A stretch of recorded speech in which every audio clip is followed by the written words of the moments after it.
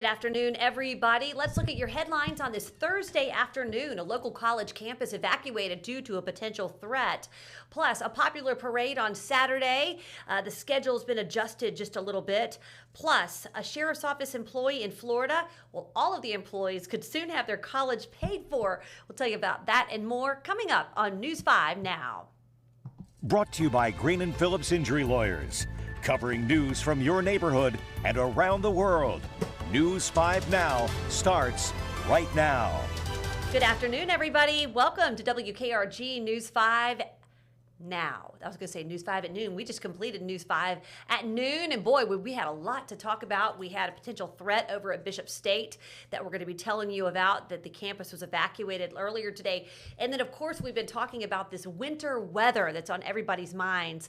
Of course, this week we celebrated the one-year anniversary of Snowmageddon, the 8 to 10 inches of snow that fell here along the Gulf Coast this time last year. But that is not what we are going to see. We are not going to see snow on our stretch of the Gulf Coast, according to Caroline.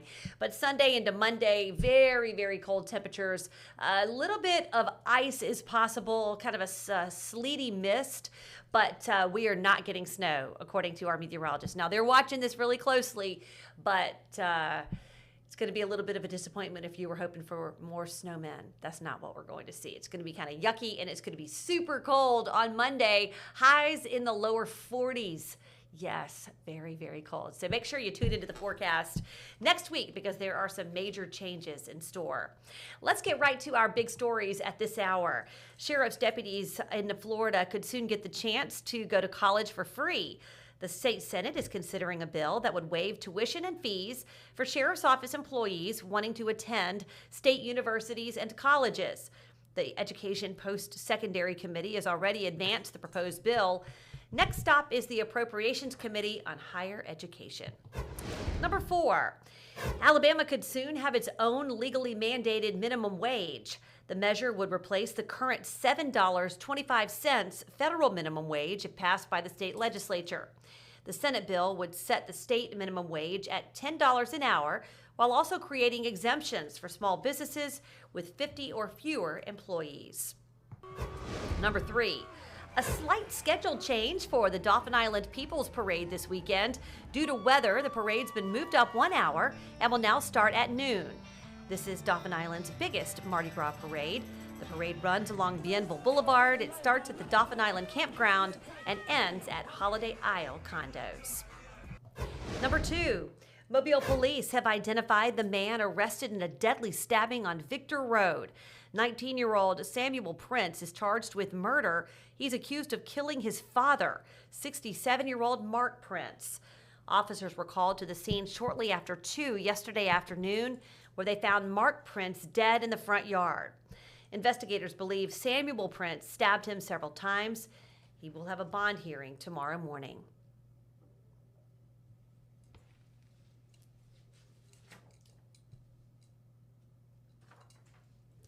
And number 1, breaking news. Bishop State Community College was evacuated today due to a potential threat. Bishop State school officials tell us the campus has been cleared due to that threat. They're not saying what the nature of the threat is, but they did say they received a threatening email. The principal at Florence Howard Elementary said their school is on lockdown. It's near Bishop State. Our crew was ordered off the Bishop State campus by security for safety reasons, but the FBI is telling us this is a part of something nationwide that is happening. There have been threats to college campuses across the country, and so that is something that's happening. A lot of cities are having to deal with this right now. But in our neck of the woods, again, Bishop State has been evacuated and is transitioning to a virtual learning day. Okay, everybody, let's go ahead and get to our question of the day. How much time do you spend commuting each week? How much time do you spend commuting each week?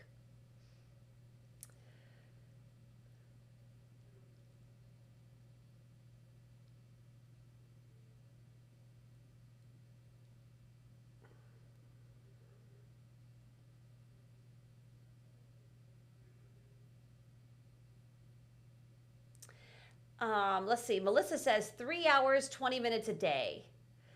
Times 5, so 16 hours a week, give or take with traffic. Kara says an hour. Constance, 0. She works from home. A second, Tiffany says, 1 room to another. Dylan says, selling real estate, he's always commuting, maybe 20 hours a week on a slow week. Lillian says 90 minutes for the week. Less than an hour a week. But when I lived in St. Louis, I drove 40 miles one way to work. Wow. I enjoy my 8-minute ride one way for a while longer, I hope. All right, well, we got a lot of comments.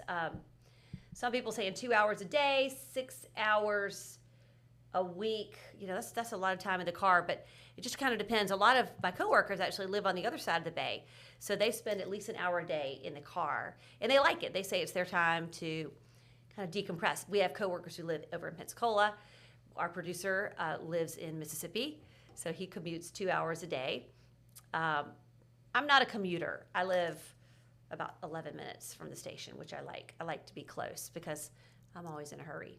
But I do sometimes look forward to getting in the car and just kind of listening to my podcast or listen to music, things like that.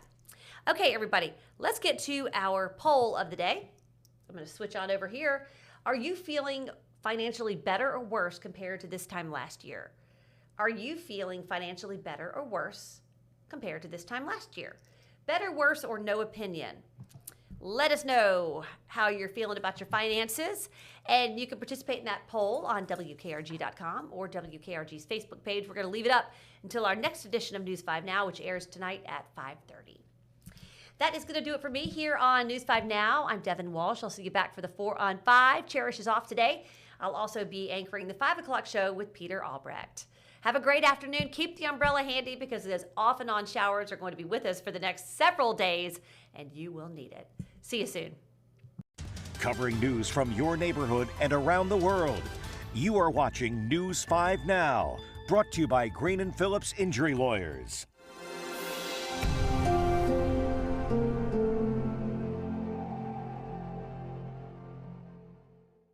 In the courtroom, the judge knows best, and this judge does too. If you've been hurt in a wreck, you need a law firm that knows the system and how it works. I'm attorney David Green. Call or come by anytime.